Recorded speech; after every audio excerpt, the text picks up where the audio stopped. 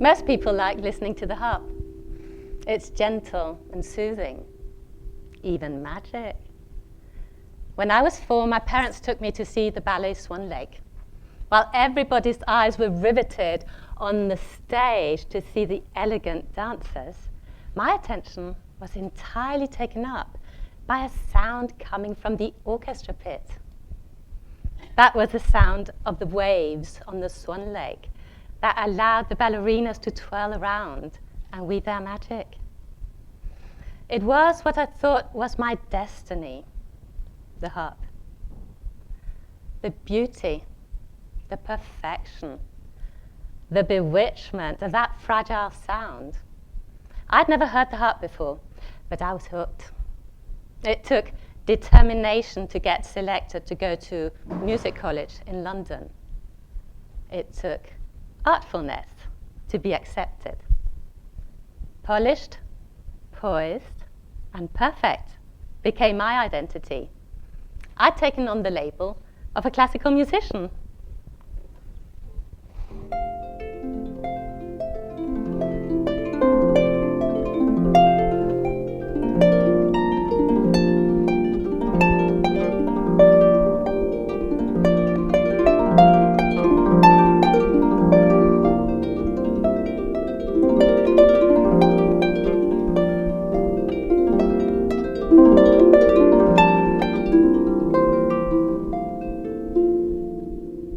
Being a musician, you fit in everywhere. I mean, who wouldn't like to be close to an artist? Young people, old people, people from business, politicians, in short, everybody. They see you as somehow special. This was my reality till it was shattered when I changed my polished audience for a notoriously difficult one. I left music and became a teacher to teenage students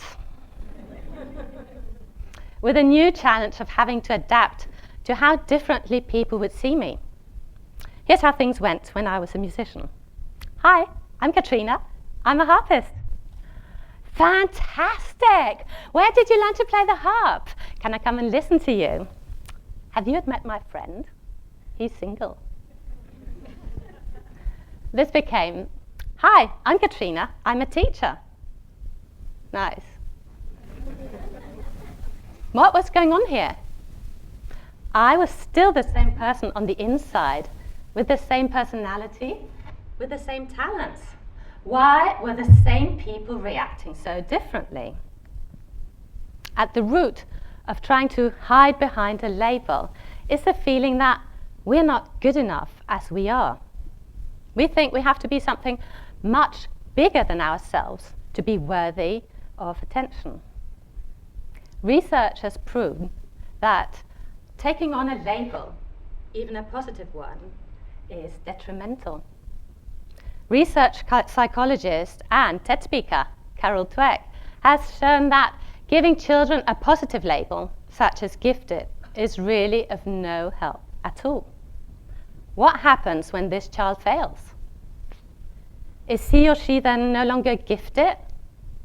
And does that mean that they are no longer who they thought they were? Being a teacher changed me forever. Anyone here is a teacher? Even if you're not, can you be polished, poised, and perfect in front of a room full of screaming 13-year-olds? You can't. Standing in front of a classroom is like having your photo taken relentlessly in extreme high definition. No Photoshop. No mercy. What do you do when your class refuses to do the work you spent your weekend preparing? I don't know about you, but I started identifying with the label failure.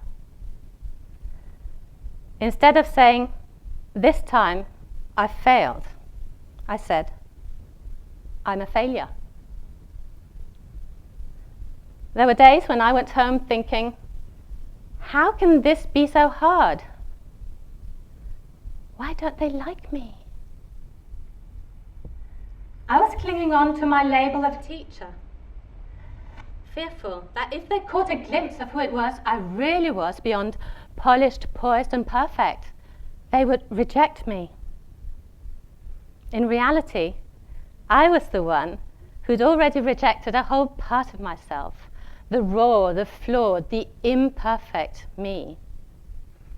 This is when I realized that it was only once I dropped my labels and accepted to be vulnerable that a real encounter could take place between my students and myself.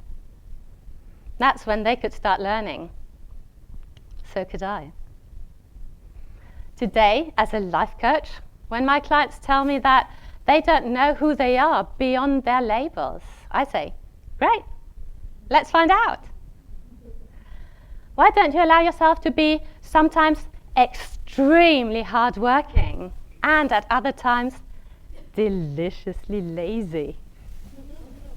Caring for others in one situation, caring for yourself in another. Once you stop limiting yourself to a label, you can start exploring the full richness of your personality. No censorship, no limits, no judgment. You see, much like the harp, the point is not to play only one of the chords, but rather to play them all. Sometimes being subtle and restrained, at other times wild and creative, but always expressing who you are.